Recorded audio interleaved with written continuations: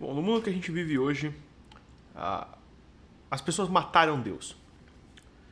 Então, a maior parte das pessoas, elas não... A forma com que elas tomam decisões e enxergam o mundo não é através da concepção, né? Não é com a concepção de que existe um Deus e que nós devemos seguir a Deus. Até as pessoas que se dizem religiosas, muitas das pessoas que se dizem religiosas, dizem acreditar em Deus, elas não se comportam como tal.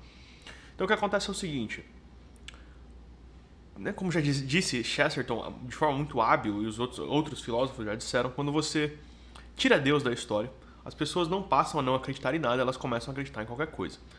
Então as pessoas param de olhar para um princípio de ordem transcendente, né, para uma verdade absoluta, para algo maior do que elas, e elas criam outros ídolos, elas criam outros deuses para substituir essa falta de um Deus maior.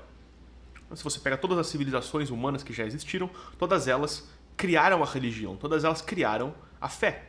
E todas elas tinham seus deuses e tinham a noção de que existia algo além delas. E não seria diferente na nossa, mas quando você tira a ideia de um Deus transcendente, um Deus onipotente, absoluto, sei lá como você quiser chamar essa porra, você cria outros deuses. Então, para algumas pessoas é o dinheiro, para algumas pessoas é o poder, para algumas pessoas é o sexo. Né? Observe o homem moderno que se move atrás de dinheiro ou sexo. Tudo que ele quer, tudo que ele faz, todas as decisões dele, todas as vontades dele, né, todos os planos dele giram em torno de como que eu vou ganhar mais dinheiro, como que eu vou pegar mais mulher. Isso é uma forma meio, óbvio, é uma forma meio, animal de viver, né? As pessoas, elas vivem que nem bicho, elas não vivem que nem gente. Por que eu tô falando isso? Estranho. Comecei um vídeo sobre decisões falando sobre Deus, falando sobre, né, coisas onipotentes. Porque é o seguinte, um dos substitutos mais comuns para um Deus transcendente é você mesmo. Então as pessoas, elas se tratam como Deus, elas se colocam como Deus, elas veneram a si mesmas. E você vê isso na forma com que elas agem no mundo. Né? Então as pessoas, elas, por exemplo, deixa eu tomar um gole pro meu cafezinho. Saúde pra vocês. Cafezinho bom demais. Vou dar um exemplo. Você... Pô, tinha um exemplo bom, escapou da cabeça, irmão. Porra. Você é notável esse sentimentalismo, ou seja, essa supervalorização dos sentimentos hoje em dia. As pessoas têm até aquelas piadas dos fatos e dos sentimentos, e os fatos não ligam para os seus sentimentos, alguma porra assim. E... Por que existe tanta valorização dos sentimentos? Por que a gente se importa tanto com os sentimentos? E com o que a gente sente? Porque é como se a gente fosse... A gente se leva muito a sério, a gente se coloca numa posição de Deus. E se colocando nessa posição de Deus, quer dizer que os nossos sentimentos, eles não são só sentimentos. Eles são verdades, eles são revelações divinas. Eles são, coisas que devem ser levadas muito a sério. Então as pessoas tomam decisões baseadas no que elas acham que é certo. Elas tomam decisões baseadas no que naquele sentimento passageiro dela toma. A gente vê isso muito em relacionamentos, as pessoas entram e saem de relacionamentos, terminam divórcios, essas porras. Por quê? Porque elas acreditam demais nos sentimentos delas. Elas acham que os sentimentos que elas têm são a verdade. Ou seja, assim, as pessoas acharem que elas vão julgar o que está certo e o que está errado, entendeu? O julgamento dela, a decisão dela é um julgamento certo. Elas não olham para outra, elas não pensam assim, tipo, não, será que isso é o correto? É tipo, não, o que eu quero? Né? As pessoas, elas vivem, de certa forma, vai fazer sentido o que eu tô falando, fica comigo, né? Eu sei que algumas pessoas têm aversão a esse papo religioso, mas fica comigo. As pessoas, elas vivem hoje em dia, que é tipo uma oração inversa do Pai Nosso, né? Não sei se vocês conhecem, todo mundo conhece o Pai Nosso, né? Brasil, porra, país católicos, cacete, todo mundo já ouviu o Pai Nosso. O ser humano, hoje em dia, as pessoas, elas vivem num Pai Nosso reverso, né? Eu que estou no céu, né? Santificado seja o meu nome, venha a mim o meu reino, seja feita a minha vontade. Então as pessoas, elas vivem dessa forma. E agora entrando nesse assunto do vídeo, depois de 4 minutos falando, um dos efeitos colaterais disso é essa ilusão, esse fetiche por ter controle sobre as coisas, né? Essa ilusão de que você tem controle sobre a sua vida. Só que quando você olha de fato para as coisas, você tem muito pouco controle da sua vida. Inclusive eu acho que, sei lá, boa parte dessas pessoas, desse negócio de depressão, ansiedade, desses transtornos psicológicos, são o que acontece quando você a sua ideia de que você está no controle da sua vida é confrontada com a realidade de que você realmente não está no controle de quase nada na sua vida. E isso dá uma sensação de desespero, de impotência, de medo. Por quê? Porque, caralho, eu me vejo como Deus, né? Mesmo que ninguém vai falar isso, ninguém admite esse tipo de coisa, né? Se você falar isso pra uma pessoa, elas vão negar até a morte. Mas como você é Deus, se o seu julgamento não está certo, quer dizer que você é relembrado de que talvez você não seja tão foda assim, né? E aí existe um cara que eu acompanho, né? E ele fala um negócio muito engraçado. Ele diz o seguinte: você tenta se colocar como Deus, mas como você não pode ser Deus, você é só um idiota.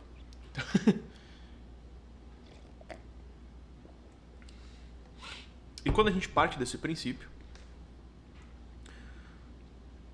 é claro observar que as pessoas têm essa ilusão de elas querem estar no controle da vida delas.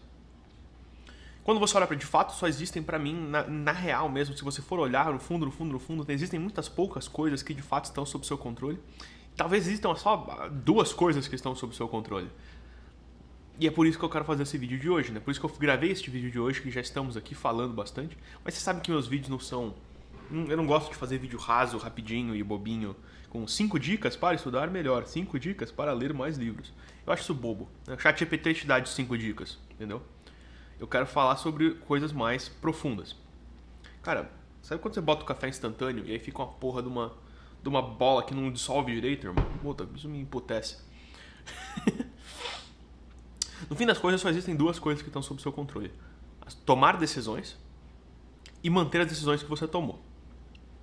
Mesmo que a decisão ela pode ser, ela é qualquer coisa que, não precisa ser uma ação, né? A decisão não precisa ser uma ação. Ela pode ser uma forma de você reagir a alguma coisa, uma forma de você encarar alguma coisa.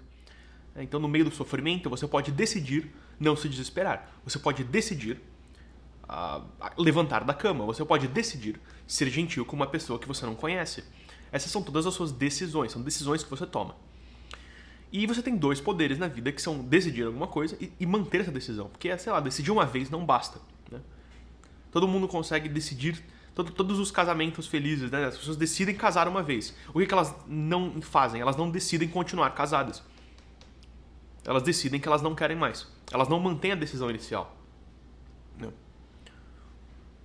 Porque, sei lá, a sua saúde não está muito sob seu controle. Sei lá, amanhã eu posso descobrir que amanhã eu posso acordar e eu tenho um câncer.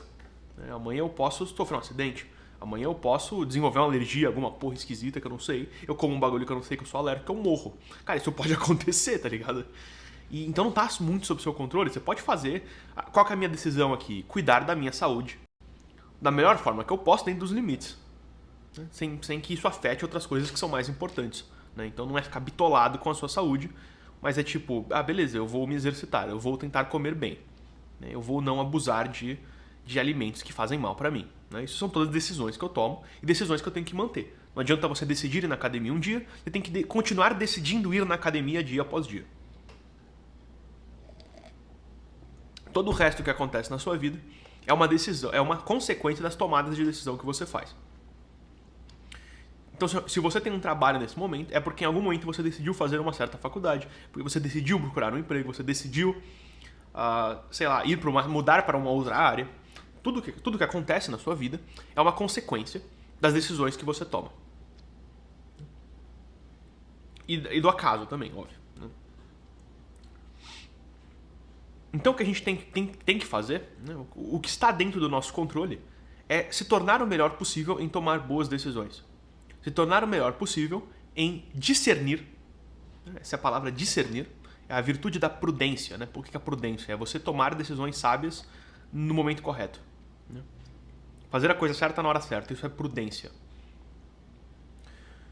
É ter discernimento, a capacidade de observar as coisas e tomar uma decisão baseada nessas coisas que você observa. Então a gente vai falar eu quero falar um pouco sobre como tomar decisões, sobre o que é minhas ideias sobre discernimento, como criar discernimento. E, inclusive, esse negócio que as pessoas têm falado muito hoje em dia, né, de inteligência artificial, o que a inteligência artificial não consegue substituir? Discernimento. Por quê? Porque isso é uma coisa inerentemente humana. O ChatGPT pode te dar todas as opções possíveis, ele pode fazer análises, ele pode fazer mapas complexos, mas no final das contas a decisão é sua. Você tem que decidir alguma coisa baseada na informação que ele te dá. Você tem que decidir alguma coisa e manter essa decisão. Ele pode fazer o melhor plano de treino, a melhor dieta do mundo, ele pode substituir os terapeutas, ele pode substituir a porra toda, ele pode fazer tudo.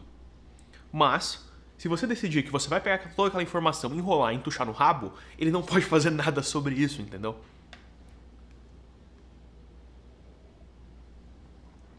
Então, como ter discernimento? Como tomar boas decisões, cara? Quando eu olho pra minha vida e pra forma com que eu tomei decisões até o momento que eu estou agora, eu consigo pensar em duas ou três coisinhas assim que me vem à cabeça, que eu anotei aqui. A primeira delas, que é a mais cansativa, maçante, mas também acaba sendo muito eficiente, muito útil, que é você analisar cada alternativa disponível com determinados parâmetros estabelecidos, né? Então, se você está analisando entre aceitar dois empregos diferentes, qual que você vai aceitar? Você define alguns parâmetros, pagamento, distância da minha casa e sei lá. Um pouco da minha vontade de fazer o bagulho, assim, quando eu sou interessado no trabalho em si. No meu caso sempre é meio que zero, assim, mas tudo bem. Acho que a maior parte das pessoas, inclusive. Aí você analisa cada uma dessas alternativas, você analisa cada uma das opções, com essas alternativas, com esses parâmetros definidos, e toma uma decisão baseada nessa análise, né? Então, hoje à noite devo pedir uma pizza, devo cozinhar macarrão, sei lá. Uma decisão boba, assim, mas é uma decisão que você toma. Então você fala, bom, beleza, a pizza, ela vai ser mais rápido, mais conveniente, mas eu tenho que pagar, eu tenho que gastar dinheiro. O macarrão eu já tenho aqui, ele vai ser mais saudável. O que é mais importante pra mim? Me manter mais saudável, economizar dinheiro, ou ter uma coisa mais rápida, conveniente e gostosa, entendeu? Aí você toma uma decisão baseada nisso, e baseada nos seus objetivos. Essa é a primeira forma que eu penso, que eu já vi, que eu notei que durante a minha vida eu uso pra tomar decisões. E, assim, eu tô indo bem. Deu certo pra maior parte das coisas que eu fiz. A segunda forma de tomar decisões, né, de você saber qual que é a decisão correta, é você modelar alguém que você admira. Neste caso, eu tenho uma vantagem sobre pessoas que... Eu, como católico, né, católico cristão, eu tenho uma vantagem sobre as pessoas que não são, porque eu tenho um modelo muito pica, que é Jesus. Né? Então, beleza, você pensa, antes de você tomar uma decisão, você pensa assim, porra, o que Jesus faria? O que essa pessoa faria, que eu admiro, faria? O que sei lá, o que o Michael Jordan faria?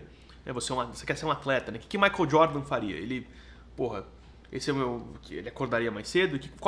Na opção da pizza, entre a pizza e o macarrão, o que faria Michael Jordan? Né? É meio bobo, mas funciona, entendeu? Você se colocar no lugar, você pensar em olhar para alguém que conquistou as coisas que você quer, alguém que você admira, alguém que tem bons valores, boas virtudes, né, uma boa pessoa, e você olhar assim, cara, o que essa pessoa faria? Né? Numa sociedade funcional, estável e boa, a maior parte dos homens olharia para o próprio pai. Né? O que meu pai faria nessa situação? Como meu pai lidaria com isso? Mas existe um grande gap no dia de hoje, né? Todo mundo sabe que existe uma crise de paternidade no mundo, a quantidade de crianças que crescem sem os pais, sem o pai presente, né? Ou com um pai presente, mas não... Um pai que está ali fisicamente, mas ele não está presente mesmo, né? Isso é muito comum nos dias de hoje. Então se perde um pouco desse negócio, dessa capacidade, desse entendimento intuitivo do que é modelado, que é você se inspirar em alguém que você admira para tomar uma decisão. E a terceira coisa, cara, é a intuição. E eu gosto muito da intuição, por quê? Porque pensar demais é uma armadilha. Né? A primeira opção de analisar cada alternativa é legal com coisas simples, ela é útil com coisas táticas, práticas do dia a dia. Mas quando você pensa em, sei lá, continuo um relacionamento ou termino? Né? Invisto nessa pessoa ou não? Mudo de cidade ou não mudo? Cara, os fatores são tantos, o negócio fica tão grande, que você vai simplesmente... É o que eles chamam de paralisia por análise, né? Você vai pensar tanto, tem tantos fatores possíveis que você acaba não conseguindo decidir nenhum deles. E aqui que entra a intuição, né? A intuição, ela é um pensar sem pensar. Ela é um decidir sem esforço, né? A intuição, ela vem de duas formas, né? Ou a decisão, a intuição, ela vem de prática, né? Ou você já fez uma coisa tantas e tantas vezes que você não precisa mais pensar para decidir aquela coisa, né? Então, um atleta, né, um jogador de futebol, ele sabe qual que é o melhor jeito para ele bater a bola, e ele não precisa pensar na forma de que ele tem que bater um pênalti para fazer o gol. Ele simplesmente já fez aquilo tantas vezes que quando chega o momento dele bater o pênalti, ele meio que já sabe o que fazer. O corpo dele sabe o que fazer. As pessoas podem chamar isso de memória muscular, as pessoas podem chamar isso de qualquer coisa, mas no fim das contas é isso, a intuição, né? Às vezes você resolve um problema e você não tem nem certeza de como você resolveu aquele problema. Você simplesmente surge com uma solução na sua cabeça e fala assim, caralho, é isso, essa é a solução, verdade. Nossa, beleza, vou lá fazer, vou lá resolver. Não, eu acho que isso aqui vai dar certo. Por quê? Cara, eu não tenho certeza, mas eu acho que vai dar certo. Eu tenho um sentimento forte que vai dar certo. Eu acredito que vai dar certo.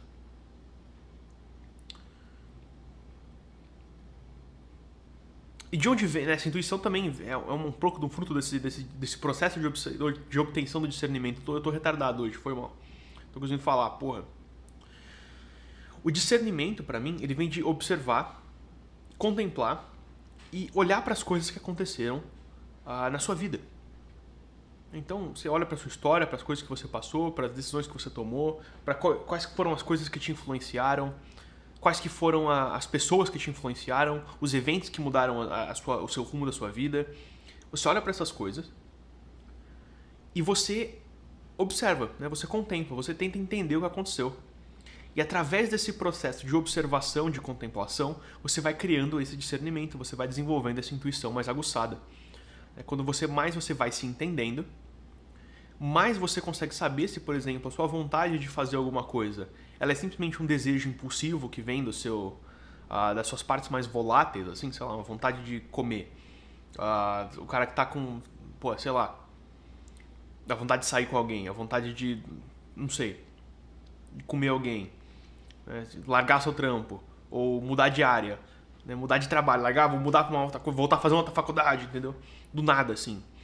Você consegue começar a entender se essas coisas são realmente...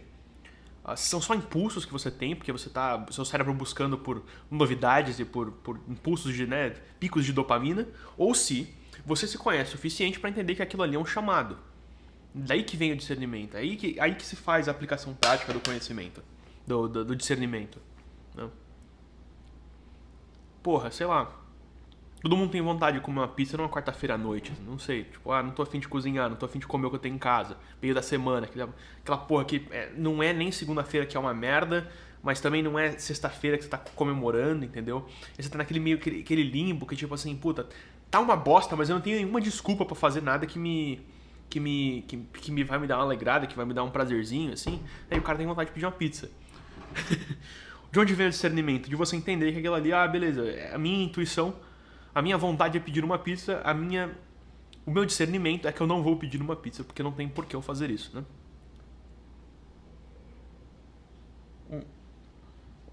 Porra da bola de café, caralho. Tem que mexer melhor o café da próxima vez que eu fizer ele. Uma canequinha fofa, pô, para. Caneca de ursinho. E é por isso que eu acredito que a distração seja uma doença crônica. Desculpa, a distração crônica seja uma doença da alma. Por que eu acredito nisso?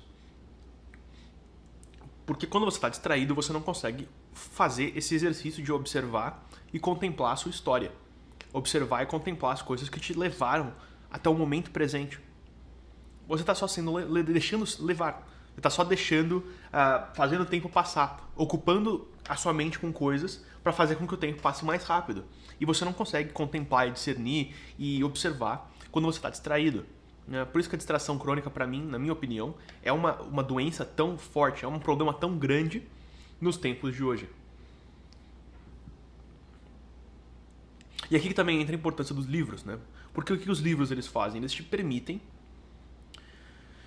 fazer esse processo, né? Primeiro, eles te permitem desacelerar e eles ajudam a trabalhar um pouco dessa distração crônica, mas eles te permitem fazer esse processo de observação e discernimento da situação sem ter que viver necessariamente a situação, né? Eu nunca vou, sei lá, se tudo der certo, né? Durante a minha vida, por exemplo, durante a minha vida eu nunca estive numa zona de guerra.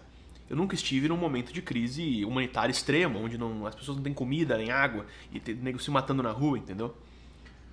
Mas, através dos livros, eu consigo viver essas situações que não aconteceram comigo e eu consigo entender um pouco mais sobre o ser humano, entender um pouco mais sobre como a gente funciona, sobre como são as pessoas em tempos de crise, sobre como que os diferentes tipos de pessoas se comportam quando a merda bate no ventilador e você tem que, né, ter uma situação de escassez e sobrevivência. Ou como que pessoas elas lidam com luto, né? Com luto, com o amor, com o sofrimento, com a dor, com a doença, com a felicidade até, né? Sei lá, o cara que ganhador de loteria, o cara ganha a loteria e ele perde tudo 5 anos depois. Né? 90% de quem ganha a loteria perde tudo. Se você tem mais costume de entender, de ler e de fazer essa observação, essa contemplação de si mesmo, cara, você sabe onde que estão as merdas, entendeu? Você sabe onde que tá o problema, você sabe qual que vai ser as armadilhas. Então, eu nunca confio muito em gente que acha que se acha muito boa. Eu não confio em gente que se acha muito boa. A pessoa acha que ela é muito boa, que ela é uma boa pessoa. Não, eu sou uma boa pessoa. Eu não confio nessas pessoas, cara. Eu fico sempre com o pé atrás quando você se acha muito bom, entendeu? Quando o cara se acha muito legal. Por quê? Porque de duas uma. Ou tu é, no melhor dos casos, você é inocente. E no pior dos casos, você é um escroto. Você é malvado, entendeu? Você é um fela da puta. Então, no melhor dos casos, você é bobinho, né? Você só não se observou ainda com atenção suficiente pra entender como que você pode ser escroto. E como que você, sei lá, pensa mal dos outros, deseja o mal pros outros, entendeu? Faz umas coisas, né? Mente, engana, faz umas paradas meio sujas assim por baixo dos panos, tá ligado?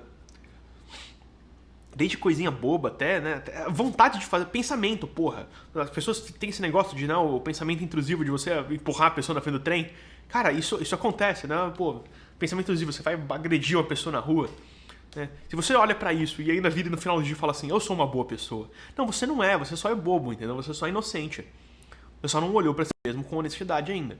Então, no melhor dos casos, essa pessoa é inocente. Ela só não olhou pra si mesma com atenção. Ela vive distraída, ela vive no mundo da fantasia, onde ela acha que ela é um tipo de herói, assim. E aí essa pessoa vai fazer o quê? Ela vai... quando der merda, quando acontecer alguma coisa ruim, ela ainda vai tentar ela vai se enganar, né? Como ela é uma pessoa boa, ela não pode estar fazendo uma coisa de filha da putice. Ela não pode estar sendo escrota de propósito, ela não pode estar com uma ideia torta. Ela não pode estar errada. Como que eu vou estar sendo mal se eu sou uma pessoa boa? Isso não combina com a minha própria imagem, assim. E a pessoa faz isso sem perceber. Ela se acha muito boa, logo, eu não posso fazer nada de errado. Então quando ela faz alguma merda, o que ela faz? Ela se justifica, ela cria toda uma narrativa no qual ela ainda é a porra do herói da história, entendeu? Todo mundo já viveu isso, cara. Todo mundo já viu isso. Né? A pessoa tá te sacaneando, né? E ela ainda cria uma narrativa que a culpa é sua. Oh, não é você que tá me sacaneando. Como que a culpa é minha, porra? Né? Você vê isso muito no negócio de traição. Traição. Né? O cara trai o homem ou a mulher trai o parceiro. E aí o cara cria toda essa história de que não, é porque eu não estava recebendo atenção. Eu não estava recebendo, né, sexo, sei lá, eu não estava me sentindo valorizado no relacionamento. Os dois lados fazem isso, né? Não é homem contra mulher. Porra, cresçam, vai, galera. É tipo, o cara cria essa narrativa, por quê? Porque ele acha que ele é uma pessoa boa, e ele faz uma merda, ele sabe que ele tá fazendo merda, e ele tem que encontrar um jeito de continuar mantendo essa visão que ele tem de si mesmo, de uma pessoa boa, só que articulando com a filha da putagem. E o que ela faz o quê? Ela joga a culpa no outro. Ela vira uma vítima da história. Então por isso que eu não confio muito em gente que se acha muito boa, né? Eu não preciso dessas coisas, eu sou uma boa pessoa. Eu não preciso de religião, eu sou uma boa pessoa. Eu não preciso de Deus, eu sou uma boa pessoa. É que eu tenho medo de você. Eu quero você longe de mim, né? Eu quero gente do meu lado, gente que olha e fala assim, cara, eu sou meio cuzão mesmo, entendeu? Eu posso ser um puta de um arrombado de vez em quando, né? Eu tenho vontade de fazer umas merdas, sabe? Essas pessoas são muito melhores, Gê. São muito pessoas muito mais honestas, entendeu? Nem sei onde eu tava indo com essa história. Eu sinto que esse vídeo ficou uma bosta. Eu sinto que esse vídeo ficou uma merda. Foram 25 minutos de eu falando merda. Não falando nada com nada, entendeu? Então, galera, tomem boas decisões, né? Esse é o papo no final das contas. No fim das contas, tudo é sobre tomar boas decisões. Puta papo de noia. Se você, sei lá, gostou do que eu falei sobre livros, né? Achou interessante esse negócio de ler livros, você quer ler mais livros para melhorar seu discernimento, melhorar sua capacidade de tomar boas decisões, dá uma olhada nesse link aqui embaixo. Tem um negócio bacana para você, tenho certeza que você vai gostar. Eu vou te ensinar como ler todos os dias. Caso você tenha dificuldade com isso, aqui você pode ver como que você pode ler todos os dias, mesmo se você não tiver muito tempo disponível. Eu te passo tudo que eu sei e custa só 50 mangos, beleza? Beijão, tchau.